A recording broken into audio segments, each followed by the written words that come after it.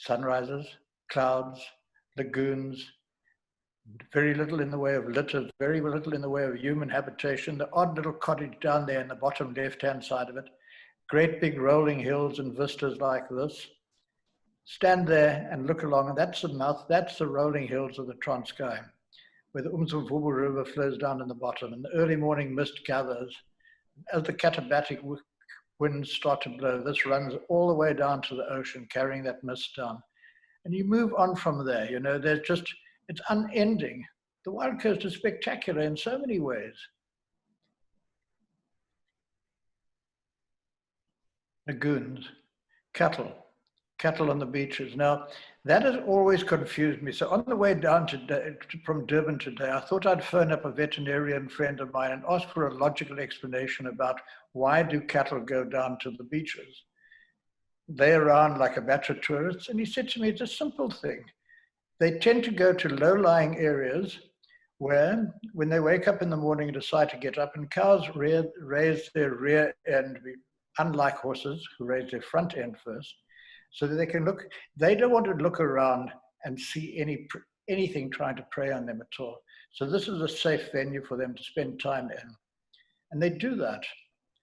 And believe you me, they tend to get some of the best views that you could wish to come across, especially when there's no tourists around. And John, is there anything about the ticks or the parasites that affect these animals? Is that why they're also going down to the beach? I used to think that was the situation, but I was enlightened. And this is a guy who's done his work seriously. I mean, he was told about this in 1986. And that's a long time to be a vet and a long time to question and query all the reasons as to why this would be happening. I think I go along with his story. They go down to low-lying flat areas where they can keep their eyes open, and this is inherent in them as a result. They'll move up from there, move further upstream, and go up into the valleys of the Umzimvubu, with early morning mist comes down. And sitting above them, in very much the same way, there's the inherent character of the local people. They go along and they find places which are comfortable. They go above where the cold katabatic winds blow. They'll build their homes where they catch the early morning sunrise.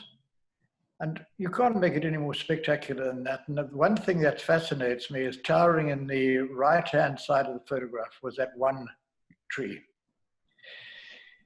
What you've got here is the onset of modernization.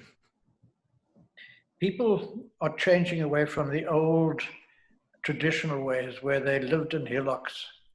Yeah, they're moving closer to the cities where they can take advantage of all of the stuff that modern society brings them, like power, electricity.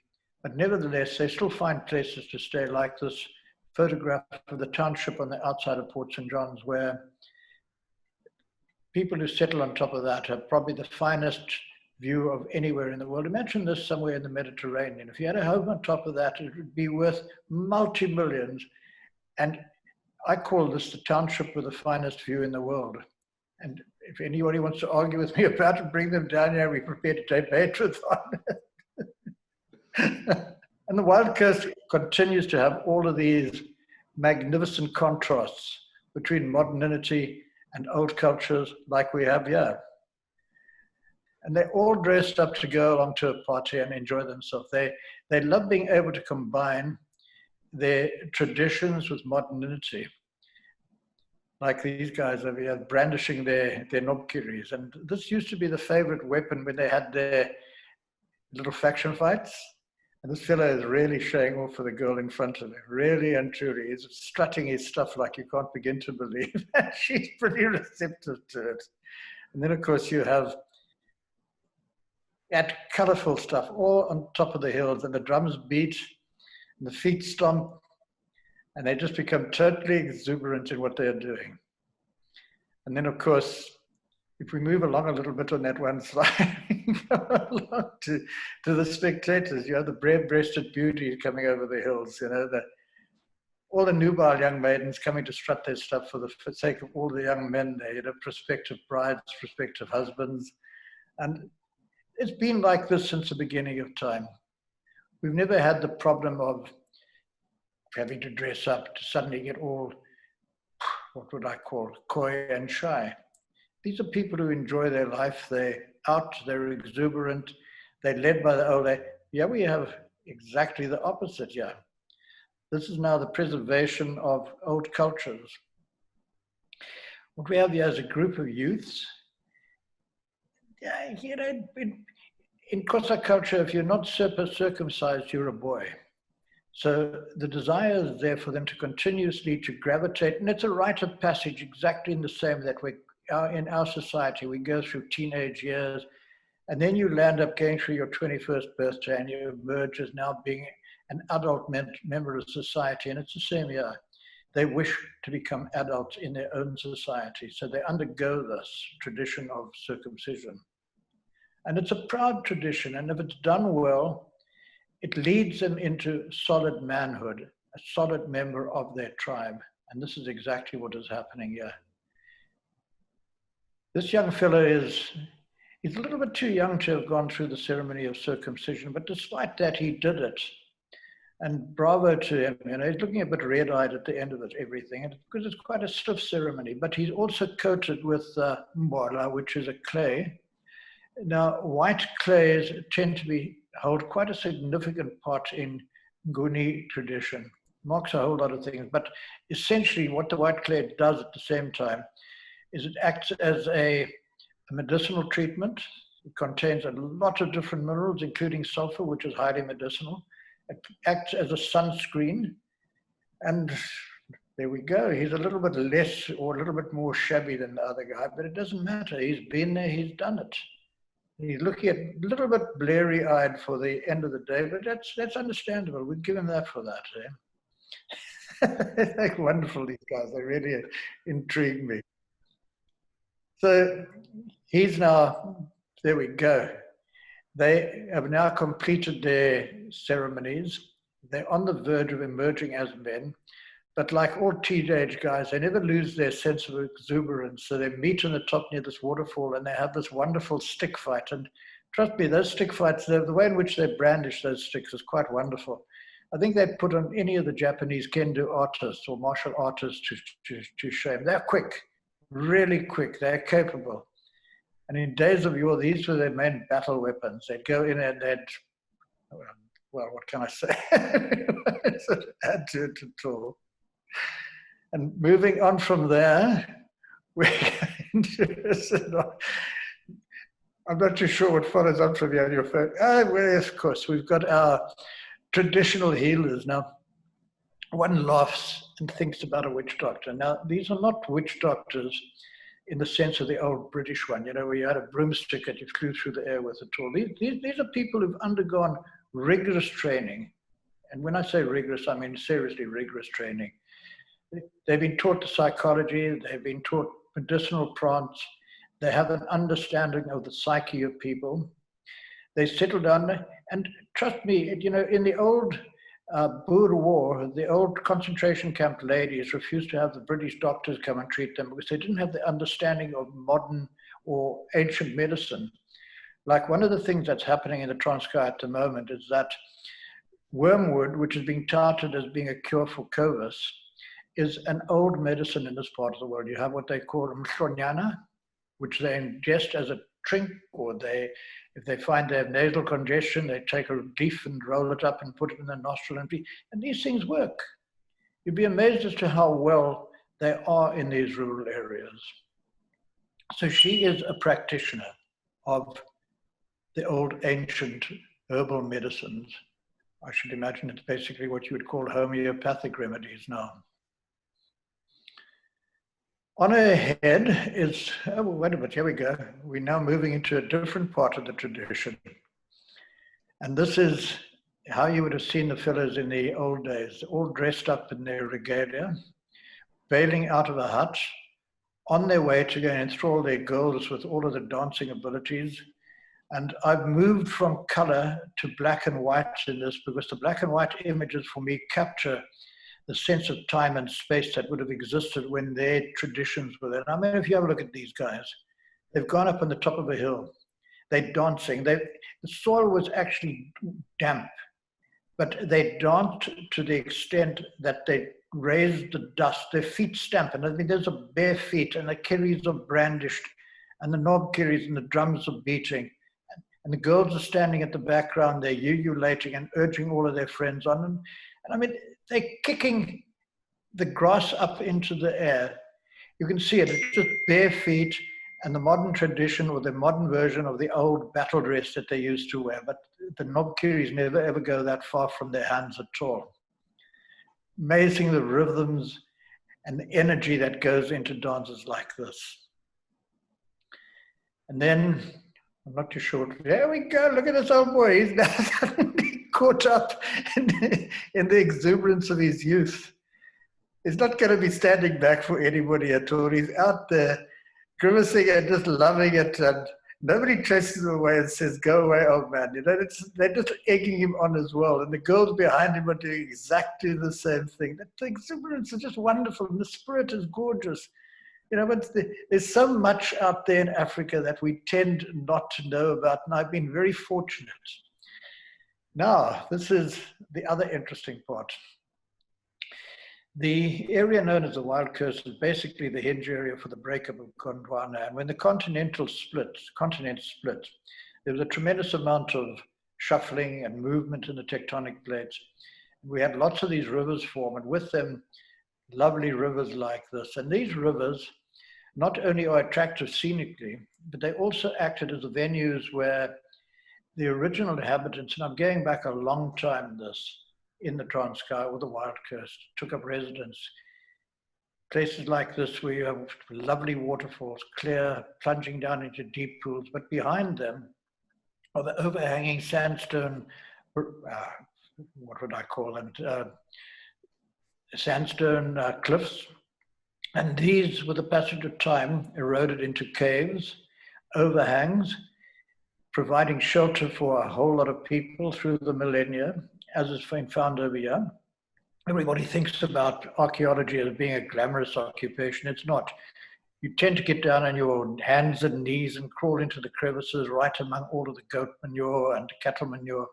But what they're doing is they're finding evidence of late Stone Age people. This is going back now. You have a look at that. That is a cutting edge tool from millennia ago. That's probably about 80,000 years old.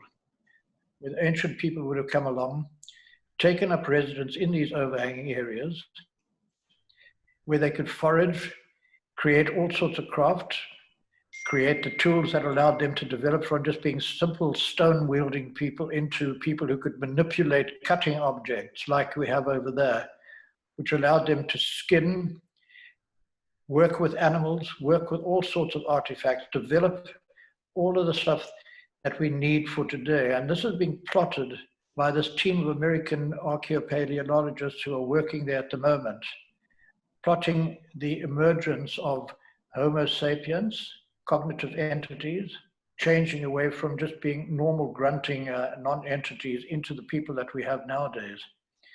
You can see behind him, you can see the type of sandstone cliffs that harbored or provided accommodation for them. And that is one of the earliest found on and close to the coastline. Basically a childlike drawing, but nevertheless, it's a significance of the matter is that they are starting to recognize that they are an entity. So it's quite something, you know, sort of moving away from a grunting, club-wielding fellow into a cognitive person. And John, Now, was the Wild Coast sort of not a paradise, but was it a Eden sort of say, you know, there was fresh water, there was food. What was it in the sea that really changed the way that the people, you know, that their minds developed? You know, doesn't matter which particular era in history you were in, there were a couple of things that you needed to allow yourself to develop as an entity. You needed shelter. These overhanging cliffs and the cliffs with the sandstone cliffs provided that. You needed a benign climate. The fact that you have the Agulhas current, which is a warm current running so close onshore, moderated it, so you didn't have the extremities between snowfalls and deserts. You have green rolling hills clad with vegetation, which allowed you to forage.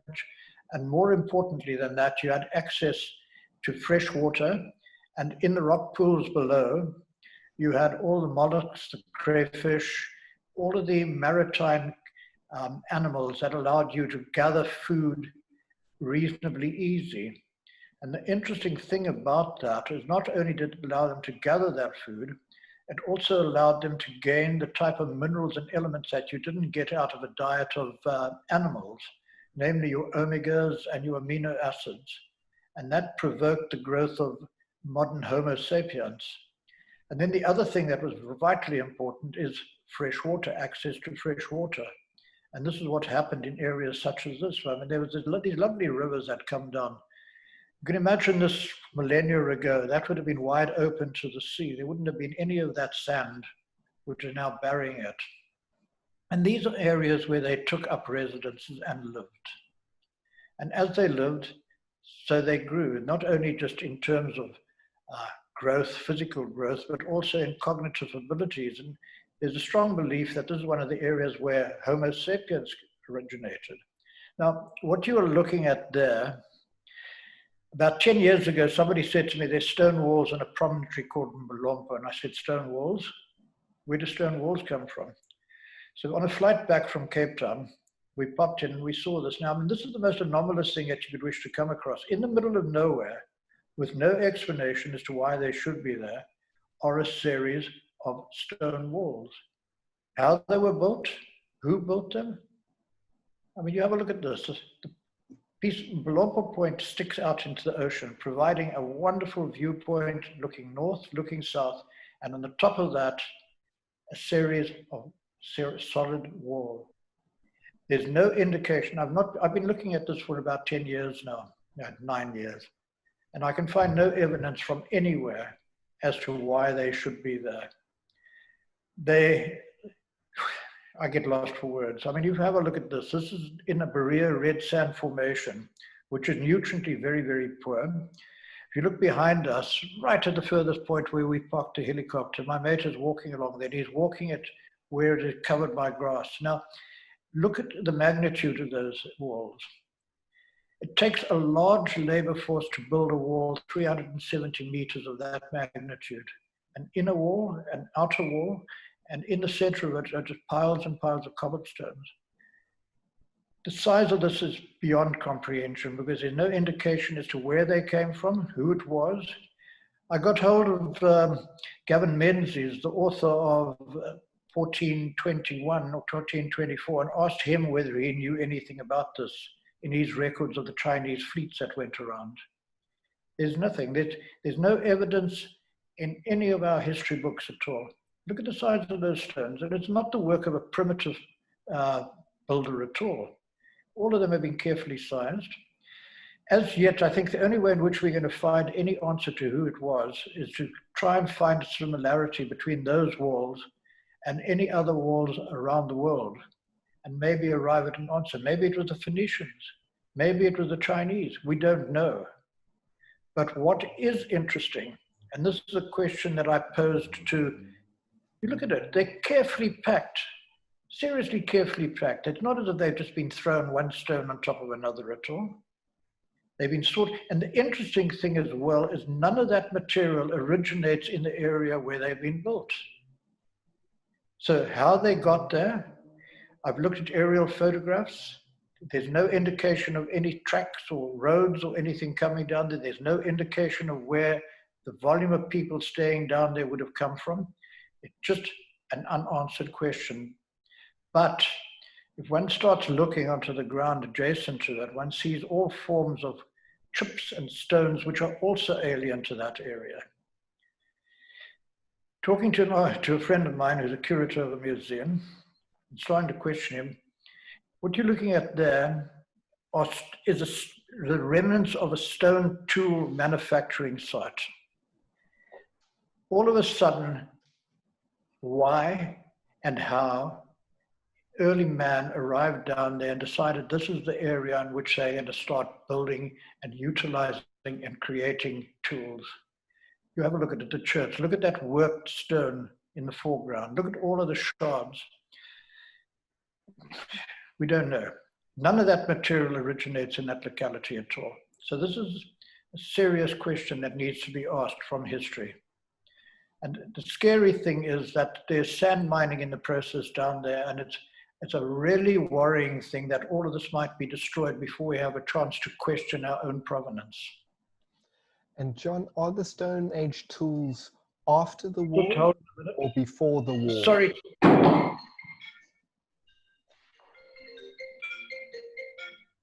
Sorry about that, Kevin. I should have turned that phone off. I didn't think about that.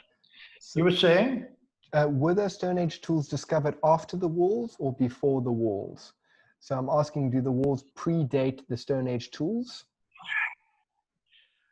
That is a very interesting question.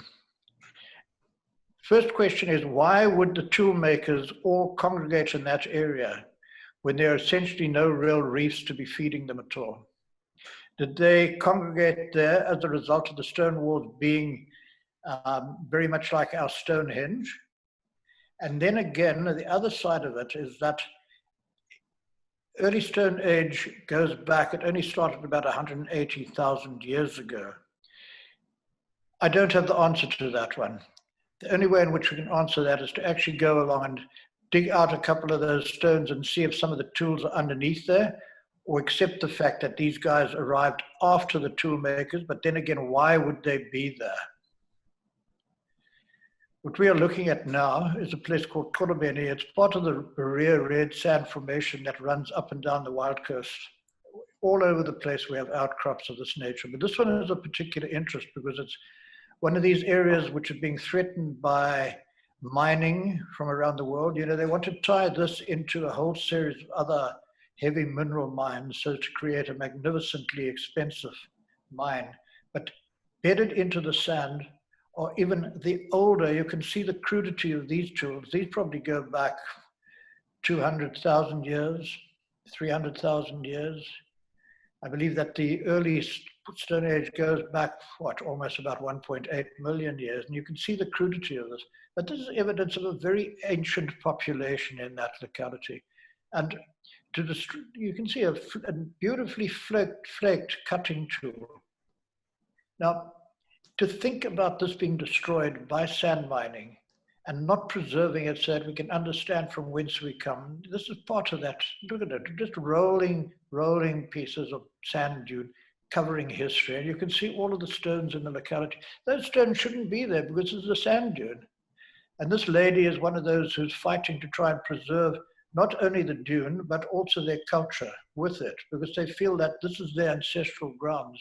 And it shouldn't just be handed over to modern civilization to reduce it to this. It's crazy, absolutely crazy. And yet greed seems to be driving it. And yet black soil is what they put into white paints or toothpaste. And to think that an entire coastline could go this way unless something is done about it. Now the Wild Coast. The winds come howling out from the Antarctic, and they blow in opposition to the current that sets from northeast to southwest. And when they do that, they build up wave trains, and these wave trains come rolling ashore, and they hit against the cliffs, and they just erupt like that into the most magnificent waves. And when you're there on a day when the offshore breeze is blowing, you can sit and you can have this wall of water go towering 15, 30 meters above you. On that particular day, it was mildly discovered. And not only was it discolored, it was under a discolored sky as well. So the contrast between everything was absolutely exquisite. And he looks very much like King Canute sitting there and contemplating whether he should say, hey, stop it, go back to where you came. But he's just enjoying it as well. Love that part of the world. It's absolutely stunningly beautiful. This shows you basically what the Wild Coast looks like when the storm seas rage. That's a ledge of rock in a place called the Gap near to Port St. John's, and it runs and faces directly into the onset of the swells. And on a good day, the swells run up there, and if there's any unsuspecting fellow who decides that he's going to be quicker than what the sea can do, he finds himself swept off. I mean, we rescued somebody from a situation like that. We came past, and fortunately, they were still afloat. But the Wild Coast is not known as the Wild Coast for nothing. When it gets angry, it gets angry. Now, we tend to get out there and play around in that on occasion because we have these wonderful sea-going boats. Now, what's interesting about this particular photograph is that belt of white water that's running down the coastline.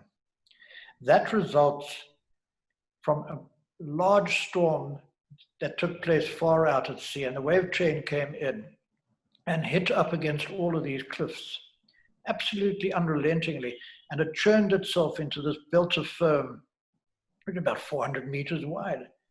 And I mean, to create that amount of foam, you can imagine how turbulent the ocean was in those days. We flew down there, and it was phenomenal to have a look at it.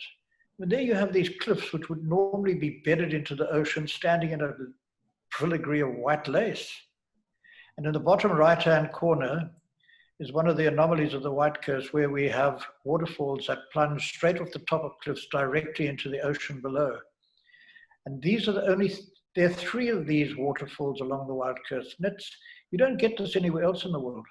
There are waterfalls that drop into the ocean, but they drop down onto a rocky ledge and then run into the ocean. Yeah, they just drop straight in. Now, that again is a beautiful indication of all of the sandstone cliffs that exist, where early hominoids would have taken shelter and established an area from which they would have lived, foraged, gone out, gained the type of foodstuffs, and also that allowed them to increase their own brain power, and from there start developing their cognitive ability. In the top left-hand side of this, top of that great big block of sandstone, there's a little yellow speck, which is one of the helicopters that I have the privilege of flying up and down the coastline with. I've been fortunate over the years, and so much that I've been granted the privilege of flying with people who love flying. They're not restricted in where it is that they fly. So if I say, go north, young man, they go north. And not only do they go north, but they go inland as well. So we get the opportunity of seeing places that are unbelievably beautiful, unbelievably unspoilt, cliffs like this. How many people would see something like this? Unless you go down with a very small boat. If you're in a larger boat, you tend to go a long way offshore. Then you get waterfall, hole in the wall. Viewpoint. It's becoming a lot easier nowadays with everybody with drones to take images. But when I was taking these images, there was no other way of getting to or seeing. In fact, most of the places are still not accessible unless you have a 4x4 and a drone and a desire to spend hours sort of bucking over bad roads to get there and see them. This is Hole in the Wall, probably one of the most best known places. And there's one of my buddies who's gone and parked his helicopter on that little ledge of rock out there. I don't know why he does that, but he's a bit crazy. It's fine. It's fun. I just love these circles in the water that they have. And there he goes down around the back of it. So we parked in front of the hole. He decided to fly past at the back, and cameras being what they are, the foreground came into focus. He got a little bit out of focus. Now, this is a spectacular waterfall, like 60, 70 odd meters high. As you see it at the moment, it's on a lovely day. The river's running clean. I've seen it when it runs turgidly brown, so that it looks like soup coming over the edge. But we fly up there a lot and circle in the valley below and in the gorge, and on occasion park on that sandbar down at the bottom. But then the guys who fly choppers really enjoy this because it puts them in a situation where they can put themselves alongside a cat. So there we go, flying into it.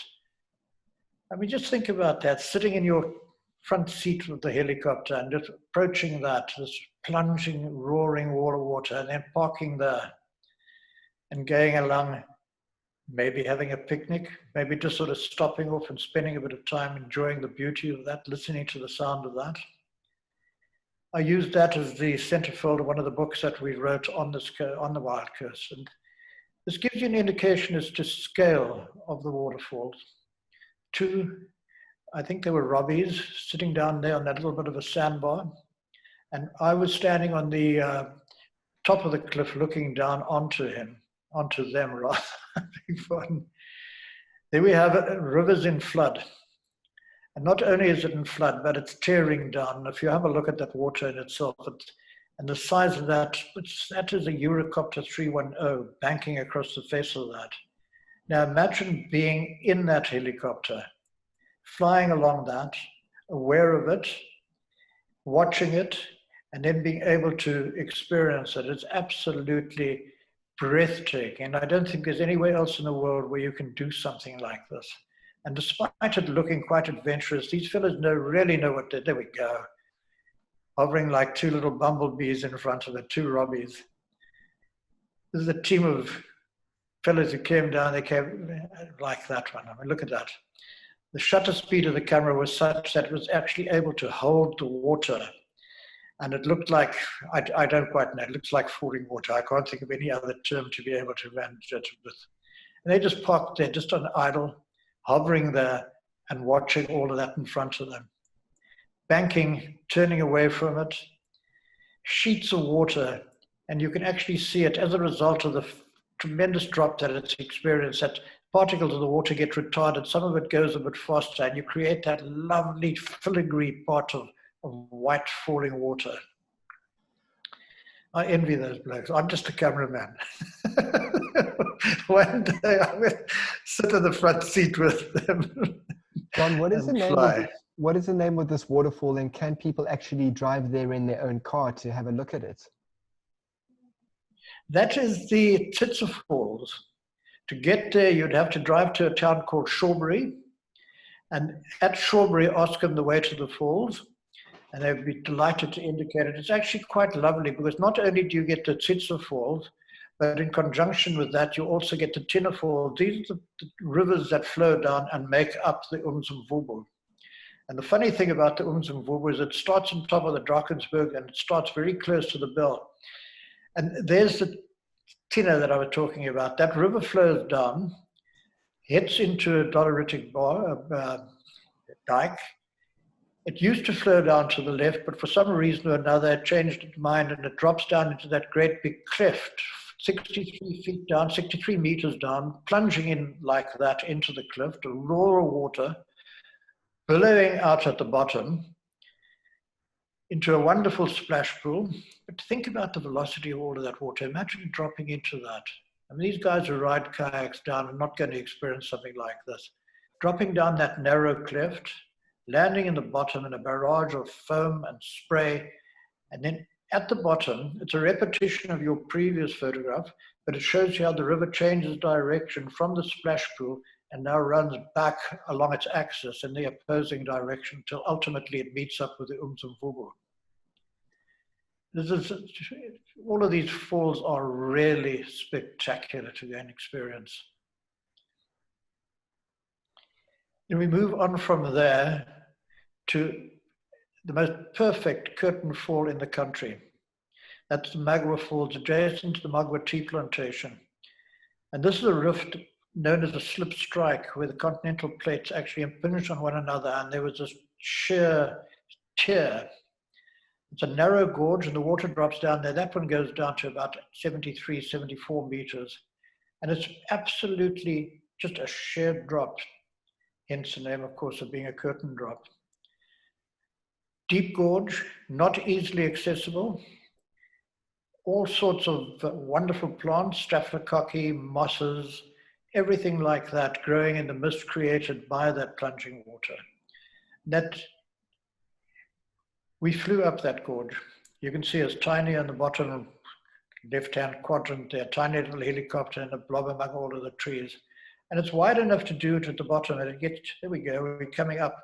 Unfortunately, the mist was so thick, or the mist from the falling water was so thick that I couldn't get a very clear photograph. But trust me, that chopper was there.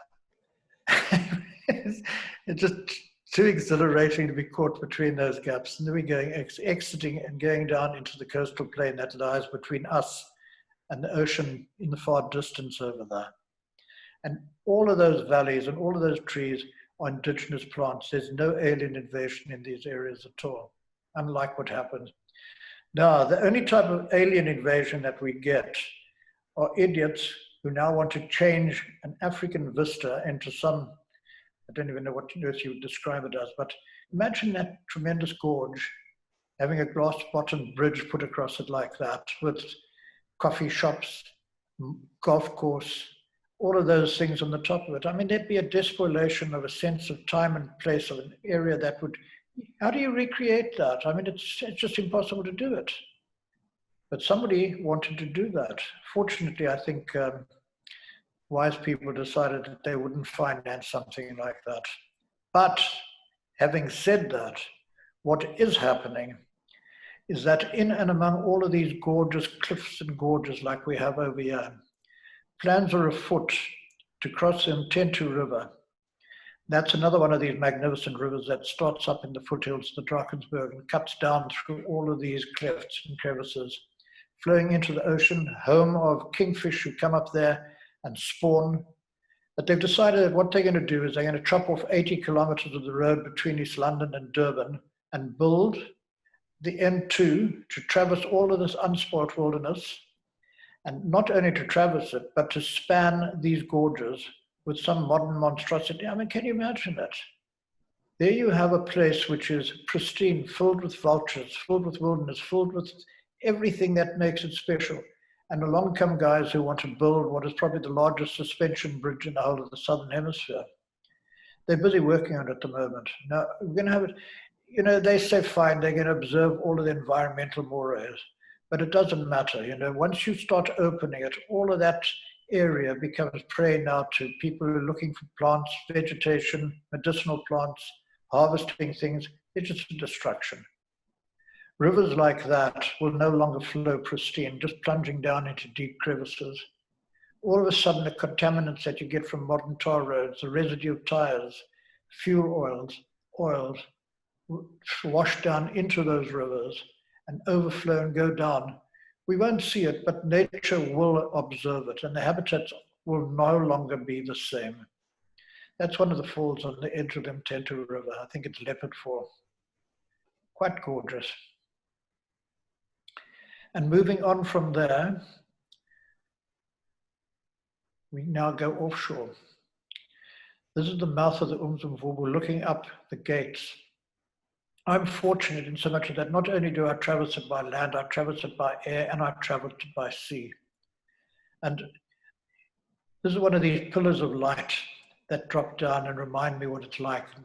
And the sea is not necessarily the tamest of places at all. We're sitting there, at least I'm not there, I'm taking the photograph, but my buddy is in the opposing boat. And this is the sort of waves that we face when we want to go out on bad days out of the mouth of the river. And going out is really adventurous. You know, it takes some pretty astute seamanship to be able to handle the sea conditions, ability to handle a boat under conditions like that when you're sitting there waiting and those roaring waves are coming at you. Do you turn tail and run, or do you climb over the top of them and head out to sea, welter of foam, pounding, somebody's heart pounding along with it? You can imagine people who've never been out there for the first time, but they're all down there now to see the beginning of the sardine run, which is the phenomena which is taking place at the moment. And this is what happens when you turn around and you decide you're going to run back. This could be coming back in the evening or just turning from a breaking wave, and you ride on the backs of it, wait till it breaks, hook out at the bottom, do a turn and go back and face it all over again. That's me. Somebody's taking a photo of me doing this. And when you're out at sea, especially at this time of the year, we have all of the, well, Peter Lamberti many years ago called it the greatest shoal on earth. Not only do you have schools and schools of sardines accompanied by sharks and dolphins, but you also have the humpback. The whale population is increasing exponentially over the past, since about the mid, yeah, look at it, tail flapping right off the mouth of the Umzimvubu. Our humpback population is now increased to the extent that I hate saying it, but on occasion it looks like cockroaches crawling along. You know, these great big critters just sort of moving and diving and scuttling along the ocean surface. Mothers, calves, and wonderful, wonderful, wonderful sight to see them emerging out of the water. All of those tons like that one. There's a great big bully boy. He's just finished having a battle with his male competitor. They've shown off like crazy for this female, this whale lying in the foreground over here. And he's just showing how exuberant and how happy he is as a male, you know, just jumping. And you can see it. He's happy. Look at the smile on his face. And along with them is probably one of the finest ballet, choreographed ballet shows you'd like to come across. These are our oceanic, they're not albatross, what is the word? Not cormorants. For the life of me, I just can't remember. Gannets, of course, coming up from Bird Island. I knew what it was. I just wanted to see what you'd say. They fly up annually from Bird Island. They take up station and they wait for the schools of sardines to come past. And then they live, they're amazing. They can see above water, they see underwater, they fly up into the air, they look down into the water, they observe a bait ball, they dive. They're impeccable in their dive, because you can imagine coming down from 40, 50 meters up in the sky, one tiny misalignment of that long body and they break their necks. And you never ever see this happening. They drop down into the water big first, go down 18 meters, and once they're underwater, they now change from being a diver into being an underwater ballerina, and you see them flying underwater. I regret that I don't have a photograph to include with us. They grab a sardine, swim along with it, ingest it. Now they stay in the water, they don't go to land. They see above water, they see below water, they fly under the water. What we have there, the schools of dolphin coming along, accompanying all of these packs of sardines. And I'm not too sure what it is that suddenly makes them change from the odd dolphin. Signal comes along and all of a sudden they create a pack and they decide to take off like this, all heading off to wherever the boss says the sardines are congregating. And sitting on the boat behind him were two of the first overseas photographers who came along and started publicizing the sardine run. One of those guys, a guy by the name of Dan Merkel, who did all of the original surfing movies with a fellow called Sean Thompson. I forget the name of this thing. I've never been a surfer, so I don't remember that. But now, this is the sad part, to a large extent, of what happens down our part of the world. The Umzimvubu comes down in flood as a result of inadequate farming practices, and never mind the farming practices, but also extensive burning in the hinterland. Now, imagine a millimeter of water falling onto 100 meters by 100 meters. That gives you 10 tons of water hitting onto a mountain slope. And if there's no vegetation there as a result of it all being burnt away, and you can see it, the old contours that were there are no longer maintained. So the rain strikes onto that, picks up all of the fines, washes it down into the river, and there it sweeps out to sea, heading out, carrying thousands and thousands of tons of the finest topsoils till it meets up with the saline conditions of the ocean. And anything in suspension, when meeting a saline environment, tends to flocculate, and it drops out of suspension, falling down. I mean, you just have a look at it. To be carrying that volume of silt, to be able to actually discolor the ocean, and then start dropping down clouds and clouds and clouds of silt onto the ocean bottom, clogging up the reefs, carrying our wealth, our soil, the stuff that is supposed to be there to feed the masses, just being swept out to sea. They say Madagascar bleeds, but I can assure you that the Umzimvubu in the rainy season bleeds as well. Breaks my heart to see stuff like this. This is an example of one of the biggest problems facing the Wild Coast at the moment, is that everybody is trying to modernize. They want to move away from the old wattle and daub type of hut. You know, the wife comes along and says, "Hey, Jim, why are we sitting behind you? Next door neighbor's got himself a nice brick house. Why don't you do the same?" So, and one of the building commodities that is necessary is sand. So sand is being mined wherever it occurs, and it's being turned into cement houses which cover the hills. And the sad thing about it is that not only is the sand being mined, but it undermines trees, prime trees. It undermines all of the vegetation that ties the soil together. Roads are being cut. Trees, the forests are being deforested. Entire hillsides are being taken away. That's changing from that vista into a vista of concrete houses spanning the hillsides. Not only that, but that also contains a lot of those old original artifacts. Roads are being cut through pristine forests, not contoured, not surveyed, just cut. Bulldozers move in. and they just plow through all of this indigenous forests. And the forests that we have on the wild coast are very special in so much as they contain more vegetation variants than the entire UK. And I'm talking about numerically, not quantifiably. And not only does that happen, but it opens it up to and gives access to everybody who comes down there. Medicinal plants are being stripped, bark is stripped, trees are dying.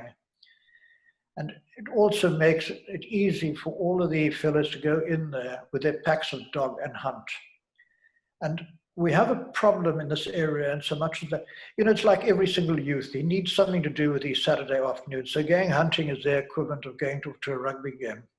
And we don't have sufficient staff on nature conservation who can go out and implement the controls that are supposed to be there. So we're losing flora and fauna, which is irreplaceable.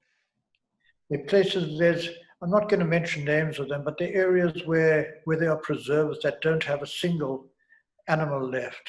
But having said that, there's also a lot of beauty in the form of avian food, like this fish eagle, flying down the river, hell-bent on a fish that it's seen there, and sticking out its claws is reaching. And in exactly the same way as it is reaching to get its prey, I sometimes feel exactly the same way, when I go down the rivers or out to sea, and I encounter all of the wonderful beauty that exists along this wild coast. And it is so special. I love the way the claws are open. If you have a look at that, I mean, it's really and truly, I feel exactly the same way. I just want to reach out there and grasp the magnitude of this country that I live in. Plunging waterfalls. You can get to a faraway view. I put a long telephoto lens on to get there, but the average person is not going to be able to reach it. So there's all of this unspoiled beauty that lies along the wild coast, which is there for any person who is prepared to take the trouble to go and have a look at it. Michael, I get quite lyrical about all of this. I can't help it. It's my backyard, and I just love it. Great stuff. Now, there's an interesting one. That is a crevice or a gorge, also as a result of a slip strike, to the north of us at a place called Lupatana. Now, Lupatana is really interesting. If you're in the foreground there, you look at that ledge of rock that exists there. We were some of the first people ever to traverse that gorge. We went in, it starts up where you see that forest, has a crack, sheer-sided. I should imagine people who've done it reckon it's as wilder than the Storms River Canyon. You come down it and its walls of the cliff just close in on you. You find yourself jumping off into pools when you're not too sure as to how deep it was like that. Now, that one we were able to swim. The only reason I can swim, the only reason I got my rubber tube with me is that I was carrying cameras and I didn't want to go swimming with them. But there's an indication this is an area where it's still nice and wide. And you swim down through a multitude of these. There's about not seven. There's about 5 kilometers of river and gorges and vegetation and forests, odd snake hiding here, there, and everywhere. But really an exciting adventure to do something like that. Go on, Michael. Let's have a look at the next. This is a place called Tentu.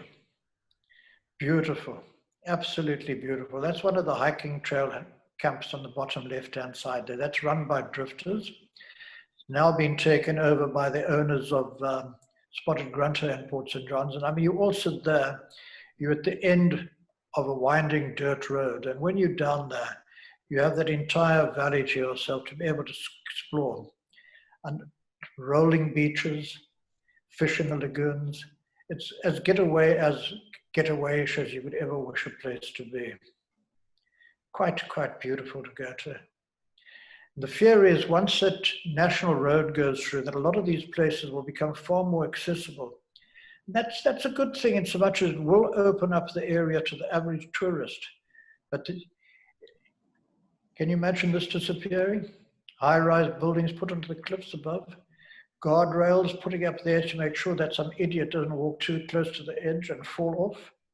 Like you find all over Europe, the whole wilderness will just go away. The wild coast will never be the same. And These are beautiful. Love it. This is Cathedral Rock along the face of Waterfall Bluff. John, do you think that now that we won't be able to travel as much due to COVID-19, that we should come to the Wild Coast and explore some of these incredible places that you've shown us? What is your advice to many of us who've never seen some of these places? We might not have a helicopter or a boat, but do you think we can explore and venture into some of these incredible places? Of course you can. You can hike them. I hope that suited you. You know, that was really, really good, John. If anyone has any questions for John, please won't you use the chat function or the Q&A. And I would urge you, John is still in Port St. John's. And if you ever do find yourself in that neck of the woods, go visit him in Outspan Inn. He's a great host. John, thank you so much for today and for showing us part of this world, which is quite magical. I think many of us who live in South Africa just have never been to these places, and we might not have a helicopter, but just to see the sort of scenery, these gorges, these waterfalls, it really is something out of a fairy tale. And I think also what you've invoked in us is this urge to fight for these sacred places, you know, like you are and many others are, to try and stop bridges being built, Magwa Falls, Dubai's, Olobeni, and the rest. You know, we need to protect what we have. And I think that is, you know, more so for the Wild Coast than anywhere else. Are you feeling generally that you're positive about the area, that it can remain wild and that there will be places that will remain untouched? How are you feeling generally? You know, population is exploding. And the problem with population, it always requires space. But we do have a bunch of very, very valiant custodians of the area who are trying hard to preserve. They're not going to be able to preserve the Wild Coast in its entity, but what they're trying to do is preserve those special places and create niches that will allow us to go there, very much like the Kruger Park and all of the other reserves exist. And hopefully they're able to do that. But there are not many of them. There's a very small handful. And the idea of ecotourism in some of these incredible places, it's one of the last places in South Africa that doesn't just have concrete all the way along the coastline, and some of the illegal houses were pulled down in the past. I just want to know whether you think it might remain. Obviously, there might be the odd corrupt chieftain who allows, you know, the odd white elephant to be built, but do you think it's the inaccessibility? You said the coastline is almost like a hand, that it is really difficult, and that the only tar road is to Port St. John's, really. I mean, it's just difficult to traverse, and that might be its saving grace. That is the saving grace. I mean, to extrapolate on what you were saying about a hand, the space between your fingertips is not very far at all, but to move from the one fingertip to the other fingertip means you've got to go along the axis of the finger, up to the palm, and then down again. And that is its saving grace. But what I would say is, for those who enjoy the Wild Coast, who would love to do it, that they should implement. We can't travel overseas now. Go and have a look at probably one of the most special places that we have in Southern Africa. It has all the diversity you could wish to come across, from spectacular scenery to flora and fauna, which is not found anywhere else. I mean, imagine, a mate of mine has got 6 trees named after him. To walk into a forest, all right, it had taken a number of years to do this, but to still find a tree which nobody else has seen. That is special. To go and have a look at an area from which hominoids emerge, that's special. All of those things are exceedingly special. This is the Carrera de India. Yeah. I just got a quick question here from Tertia Hendricks, and she asks, thanks so much, John. I have a question about the mysterious stone walls. Where exactly were the small chipped and stone-shaped stones? Were they only in one place, or were they along the full length of the wall? Nobody's investigated that area enough. You know, it's been one of these places where when we go to it, we don't really have enough time. What needs to be done is a full-scale investigation needs to be initiated. I'm busy working with people on that at the moment, trying to put together a full-scale team to go down there. We're planning on flying down there in a while, doing a lot more aerial photographs. I have a fellow who's a curator of the East London Museum who's going to join us. He's really a whiz kid when it comes to stuff like this, and allow us to put together a full picture, which we can then present to people. I think it's quite exciting that in this day and age, there are still some mysteries around the world, and especially in our own backyard. Well, you know, it touches into what Gavin Menzies wrote in his book of 1424 of the Chinese setting off around the world. This might very well be one of the outposts for them, either for the Chinese in 1424 or thereafter, or with Phoenician. Who knows? There's just not enough evidence there to be able to formulate a distinct opinion. Well, when you do find out the answers, won't you let us know in future? Thanks again, John. I know we've run out of time, but thank you so much for your time.